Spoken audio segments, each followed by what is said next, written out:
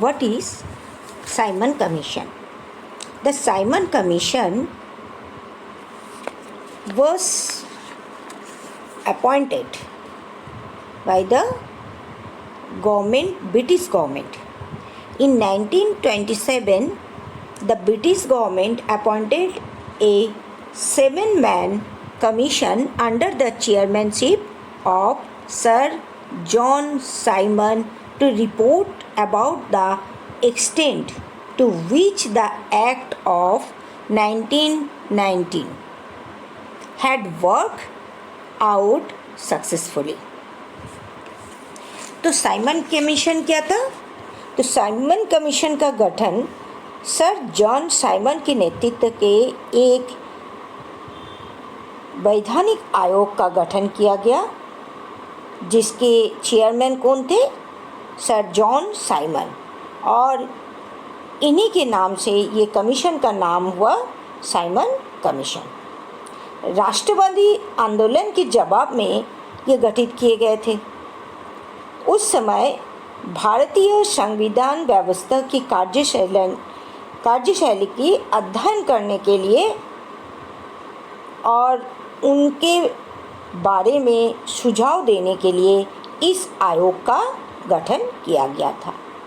अब ये जो आयोग था, इसमें 7 मेंबर थे, लेकिन इसमें कोई भी मेंबर इंडियन नहीं थे। मोस्टली इसी कारण साइमन कमीशन का विरोध भी हुआ।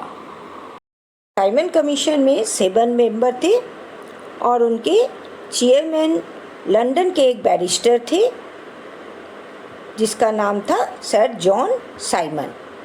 लेकिन जैसे ही 1928 में ये इंडिया आए, और इस कमीशन का गठन तो लंदन में ही हुआ, लेकिन जैसे ये कमीशन इंडिया आए, संवैधानिक कार्य को देखने के लिए everywhere it was boycott by the Indian people.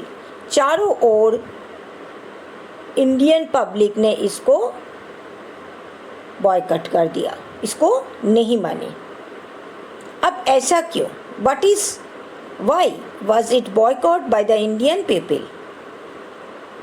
कि चारों ओर इनका विरोध क्यों होने लगा?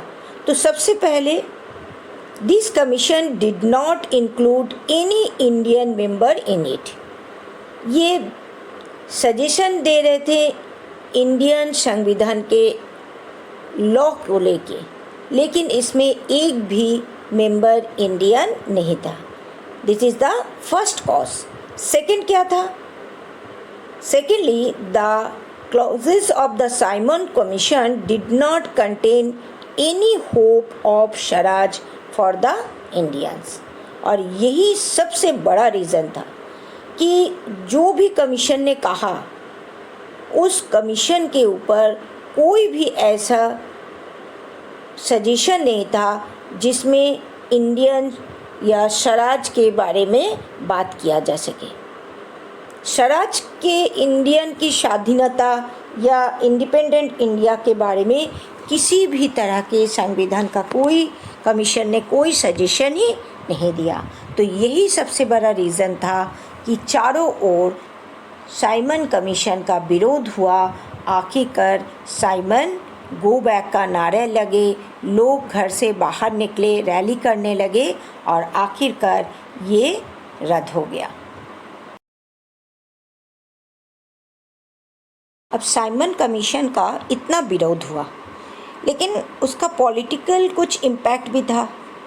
इतना विरोध होने के बाद तक भी क्या हुआ, 1935 में एक एक्ट पास किया गया जो कि करीब करीब साइमन कमीशन की रिपोर्ट के बेस पे ही था। The Simon Commission had a great impact on Indian political life, not because of its finding or recommendation, but because of the political favor of the generated। अब हुआ क्या कि बहुत ज़्यादा साइमन कमीशन में किसी को बहुत ज़्यादा सक्सेस तो नहीं मिला, लेकिन ऑल ओवर द कंट्री एक भाव, जो स्वदेशी या स्वराज का जो भाव था, एक गैदरिंग का जो भाव था, वो चारों ओर देखने को मिला। लोगों में यूनाइटी देखने को मिला, लोगों को देश के प्रति एक अलग से संविधान बनाने के प्रति उसका आग्रह बना और लोग इसके बारे में जानने लगे। It help the generating the climate of a political revolutions aimed at securing freedom for India। अब चारों ओर एक क्या जनरेट हो गया? क्लाइमेट जनरेट हो गया, जो कि इंडियन फ्रीडम के बारे में ही बात कर रहा था। चारों ओर कंप्लीट इंडिपेंडेंट और इंडियन फ्रीडम के बारे में ही बात किया जा रहा था। स्पेशली जब लाहौर में रैली निकला और साइमन गोबैक के नारे लगे, रैली निकला लाहौर में, उसका लीड कर रहे थे लाला लाजपत राय।